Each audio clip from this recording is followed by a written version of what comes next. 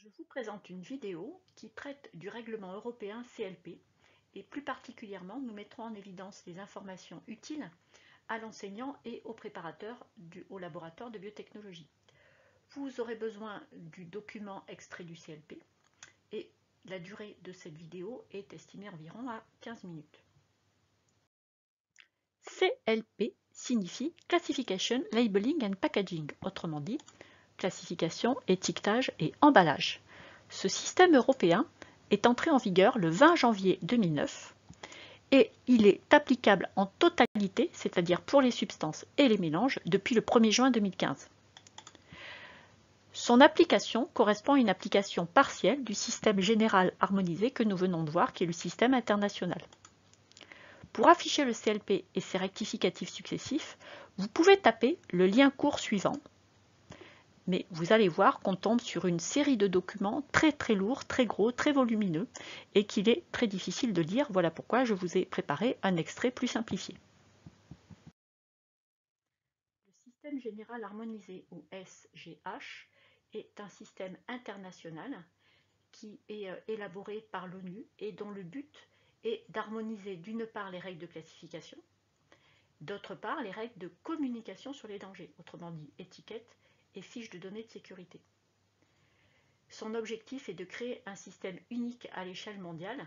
Cependant, chaque pays est libre ou non d'appliquer ce système.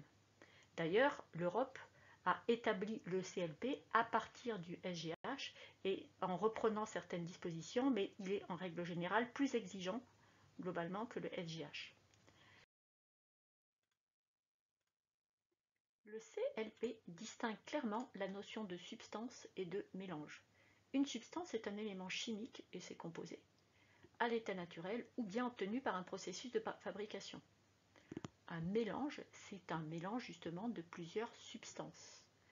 Exemple, une solution de glucose, eh bien c'est un mélange d'eau et de glucose, donc c'est bien un mélange et non pas une substance. Donc une substance ou un mélange, bien sûr, qui répond aux critères relatifs au danger physique, au danger pour la santé ou au danger pour l'environnement, est considéré comme dangereux. Le CLP exige aussi un certain nombre de critères qui doivent figurer sur l'étiquette des produits chimiques dangereux.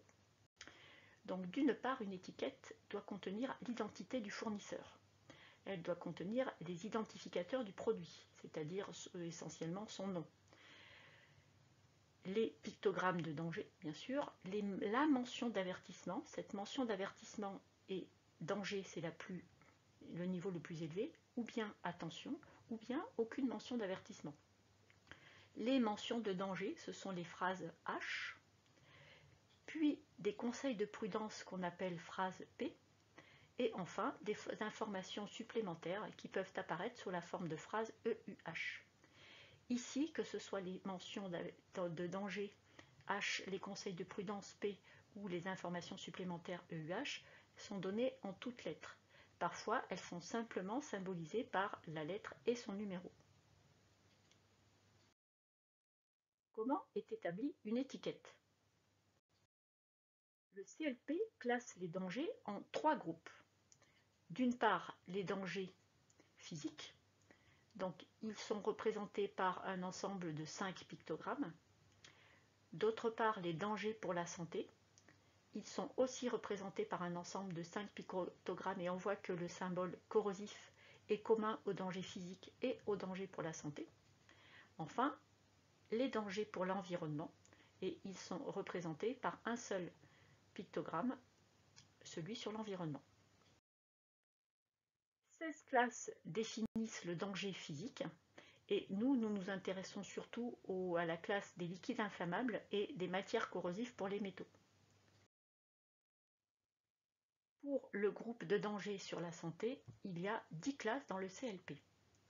Je vous invite à ouvrir l'extrait du CLP à la table des matières à la page 2 pour retrouver l'ensemble de ces classes concernant la santé. Une autre information que l'on voit sur cette diapositive, c'est que pour une classe donnée, il peut y avoir plusieurs voies d'exposition. Par exemple, toxicité aiguë, on voit qu'il y a la voie d'exposition orale, cutanée, et respiratoire. En général, elle est mentionnée.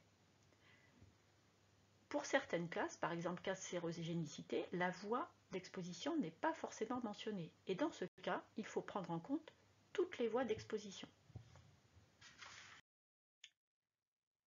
Pour l'environnement, il y a deux classes, et plus exactement deux sous-classes pour le milieu aquatique. On verra qu'il y a la sous-classe chronique et la sous-classe aiguë, et une classe concernant la couche d'ozone. Et voilà un exemple de mention qui a été rajoutée dans le CLP et que l'on ne trouve pas dans le système général harmonisé. Chaque classe se divise en catégories. Donc par exemple, la classe corrosion cutanée, irritation cutanée, contient la catégorie 1, exemple NaOH à 2 mol par litre, et la catégorie 2, exemple solution d'hydroxyde de sodium à 0,25 mol par litre. On voit tout de suite que les catégories 1 correspondent à des produits plus dangereux que ceux qui appartiennent à la catégorie 2. Je vous propose maintenant d'ouvrir l'extrait du CLP à la page 9. Vous y trouverez le tableau d'étiquetage pour la classe corrosion cutanée, irritation cutanée. Vous remarquez que pour chaque catégorie, il y aura un étiquetage. Donc on trouve l'étiquetage pour la catégorie 1, c'est la première colonne, et pour la catégorie 2, c'est la deuxième colonne. Pour chaque étiquetage, on retrouve bien le pictogramme, la mention d'avertissement, la mention de danger. Je vous rappelle que la mention de danger représente un danger, et aussi sont répertoriés les conseils de prudence. Vous n'avez pas les phrases EUH. On voit tout de suite que entre les catégories 1 et 2 de la classe corrosion cutanée, irritation cutanée, ce n'est pas le même pictogramme. Ce n'est pas non plus la même mention d'avertissement, et bien sûr, ce n'est pas la même mention de danger, sinon ils appartiendraient à la même catégorie. Je vous propose donc de bien retenir ceci concernant les catégories de danger. À l'intérieur d'une classe, il y a plusieurs catégories en fonction du degré de danger. Par exemple, dans la classe corrosion cutanée, on trouve les catégories 1, divisées en 1A, 1B, 1C, mais nous retiendrons 1, et la catégorie 2. Les produits les plus dangereux sont ceux qui appartiennent à la catégorie 1. Un autre exemple, dans la classe toxicité aiguë, on trouve 4 catégories. De même, les produits les plus dangereux sont ceux qui appartiennent à la catégorie 1. Puis, pour chaque catégorie, une mention de danger. Exemple, H314 est associé à la catégorie 1 de la classe corrosion cutanée, irritation cutanée. Bilan. Un danger ne peut pas être présenté seulement par un pictogramme, puisque nous avons vu que certains pictogrammes appartenaient à plusieurs catégories dans une même classe. Un pictogramme n'est pas obligatoirement le même pour les catégories d'une même classe.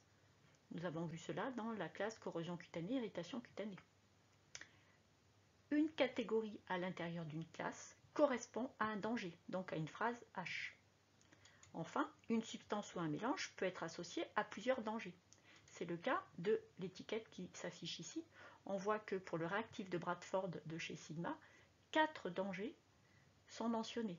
Donc il y a le H290, le H315, le H319 et le H371. Donc une même solution peut représenter à elle seule plusieurs dangers. Avant de passer au quiz, je vous propose d'essayer de vous tester avec quelques questions. Voici la première question. Ouvrez le document extrait du CLP. Notez tous les numéros de page contenant un tableau d'étiquetage correspondant à une classe de danger pour la santé. Puis, notez tous les numéros de page contenant un tableau d'étiquetage correspondant à une classe de danger pour l'environnement. Vous pouvez mettre la vidéo en pause pour vous laisser le temps de réfléchir avant d'apercevoir la diapositive suivante qui vous donnera la réponse. Voici donc les réponses. Donc vous trouvez tous les numéros de page concernant les classes de danger pour la santé et tous les numéros de page concernant les tableaux d'étiquetage pour les classes de danger pour l'environnement. Préparez-vous maintenant à la question 2. En parcourant tous les tableaux d'étiquetage que vous venez de repérer, essayez de donner une signification au pictogramme suivant. Là aussi, laissez-vous le temps de réfléchir avant de passer à la diapositive suivante, donc mettez la vidéo sur pause.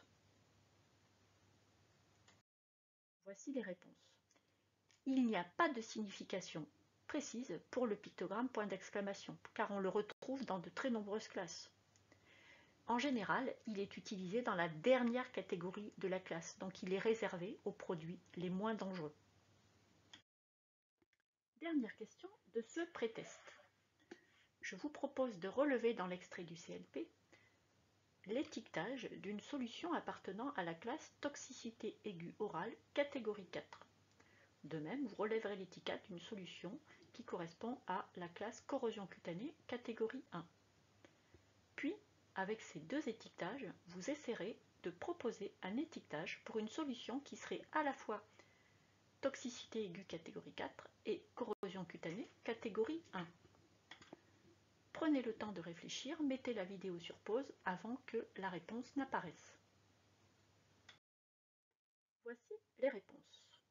Donc, il est facile de relever l'étiquetage pour la solution toxicité aiguë par voie orale catégorie 4, de même pour l'étiquetage corrosion cutanée catégorie 1, et voilà l'étiquetage de la solution qui combine ces deux dangers. Les deux pictogrammes doivent apparaître puisque ce ne sont pas les mêmes.